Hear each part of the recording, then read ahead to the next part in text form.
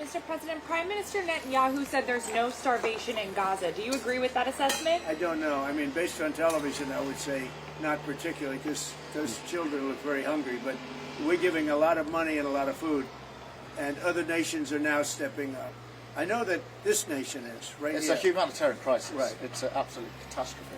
Do you think Nobody wants to see that, and I think people in Britain are revolted at seeing what they're seeing on their screens. So we've got to get to that ceasefire, and thank you, Mr. President, for leading on that, and also to just get more and more aid in. And again, America's done a lot on this. A lot of countries have done a lot. We're now working with Jordan on getting direct aid drops in, but this is a desperate situation. Mr. President, do you think Israel has done all it can do to avoid civilian casualties in Gaza?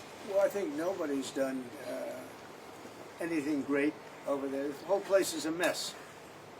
It'll get straightened out, but it's a mess. They have to get food and meantime, food and safety right now. And ultimately, look, Hamas did a horrible thing, and they paid a big price, but Hamas did a horrible thing. But I always said, when you get down to the last 20 or 10, they're down to 20. We got a lot of hostages out. And you helped us, by the way. Yeah, but we got a lot of hostages out over the last 6 months that I've been in. I've been in office for 6 months now. And these hostages have been, many of them have come to the Oval Office and they've thanked me so profusely. I said, you don't have to thank me. I did what I have to do.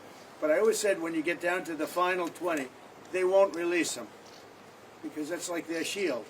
Very unfair. And so something's going to have to be done. And they were really unwilling to talk. But I've said that. You'll get down to the final 10 or 20. It turns out to be 20. I thought that would be the number. I said, they're not going to be dealing with us.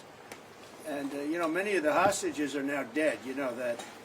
And parents come up to me. A woman came up to me 2 weeks ago. She just wants her son back.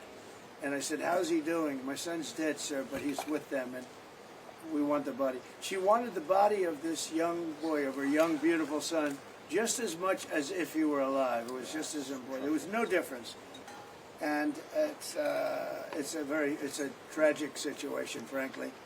But we got a lot out, and now possibly the fight will have to be a little bit different. But they have totally changed now. They don't want to give hostages.